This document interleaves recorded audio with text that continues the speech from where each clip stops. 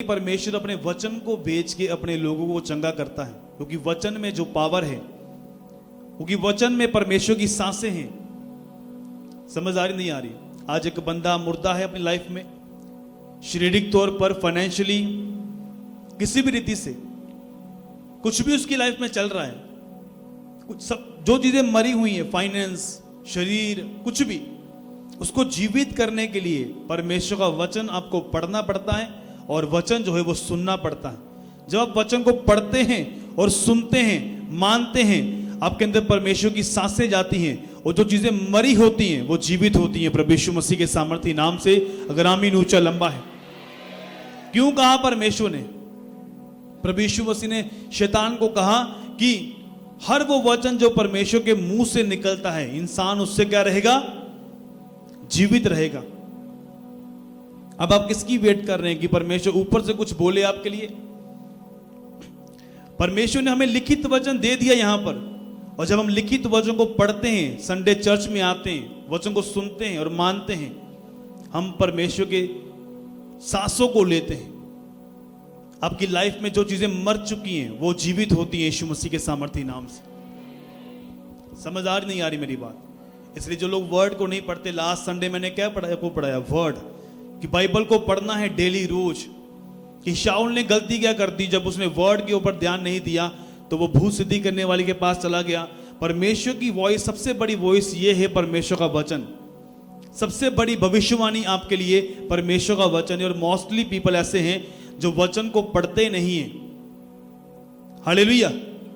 उनका वचन के ऊपर ध्यान नहीं है। उनको लगता है कि सिर्फ संडे चर्च हमने हाजिरी भर दी, बस हम सेफ हैं। मैं आपको बता रहा हूं, जब तक इस वचन को तुम पढ़ते नहीं हो, इसको अपने दिमाग में रखते नहीं हो, दिमाग में रखने के बाद इसका मनन नहीं करते, और मनन करके जब तक ये दिल में नहीं उतरता तब तक वचन पूरा नहीं होता।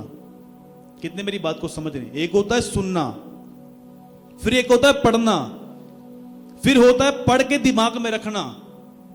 दिमाग में रखकर फिर अकेले जाकर घूम के, प्रेयर करके, मेडिटेशन करके, अध्ययन करके उसको अपने दिल में बसा लेना, दिल की पट्टियों पर। हालेलुया।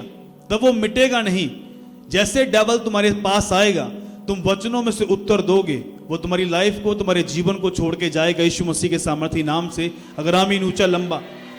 इसलिए मैं बोलता हूं कि वचन को केवल सुनने वाले नहीं, वचन को खाने वाले बनो। इसको पचाओ, अंदर ले जाओ, आंतड़ियों में। बाइबल ये बताती। और जो लोग वचन को सुनते नहीं है वो, उनकी लाइफ सूखी पड़ी है, मुर्दा हुई पड़ी है उनकी लाइफ, क्योंकि उन्होंने बाइबल पढ़ी नहीं, ना कभी वचन सुना, ना किसी जीवित चर्च का हिस्सा है वो। तो इसलिए उनकी लाइफ में सूखा पड़ा है। इसलिए पवित्र आत्मा कुछ कर नहीं पा रहा उनकी जिंदगियों में। कितने मेरी बात को समझ रहे हैं? वचन में लिखा कि पवित्र आत्मा पानियों के ऊपर मंडरा रहा था जब हम उत्पत्ति की पुस्तक पढ़ते, लेकिन वहां पर कुछ बना नहीं पा रहा था।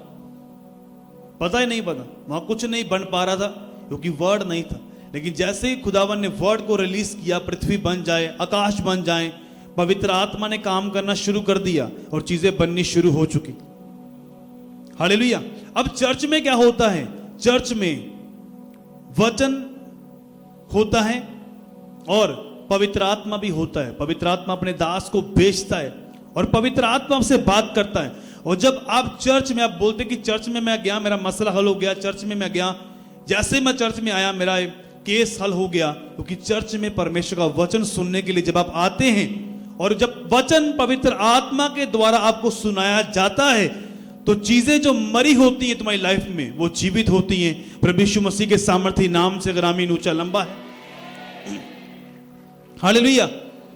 चाहे वो बिजनेस है, चाहे वो जॉब है, चाहे वो आपकी आत्मिक लाइफ है, चाहे वो सेहत है, कुछ भी क्यों नहीं है, जब आप वचन को पवित्र आत्मा के द्वारा सुनते हैं, जब वचन, एक वचन होता है कि पास्टर वचन लेकर आया, थ्योरी पढ़कर आया, वचन स्टडी करके आया कि आज मैंने इस टॉपिक पर बात करनी। एक वचन वो होता है जो प्रेयर में हम बैठे हैं और डेली बाइबल को पढ़ रहे हैं और खुदावन एकदम से एक वचन आपको देता है कि ये वाला वचन, वो आपको छूता है और वो वचन पवित्र आत्मा आपसे बात करता है। और जब वो वचन पवित्र आत्मा से भरकर सुनाया जाता है, जब लोग सुनते हैं, उनके मरे हुए जो जीवन होते हैं, स्पिरिचुअल लाइफ होती है, बिजनेस होते हैं, यूट्रस होते हैं, किडनियां होती हैं, वो जी उठती हैं प्रभु यीशु मसीह के सामर्थी नाम से। अगर आमीन ऊंचा लंबा है, हालेलुया। इसलिए हम आपको बताते हैं कि परमेश्वर का वचन जीवित है। जब लोग उसे सुनते हैं वो ब्लेस होते हैं यीशु मसीह के नाम से।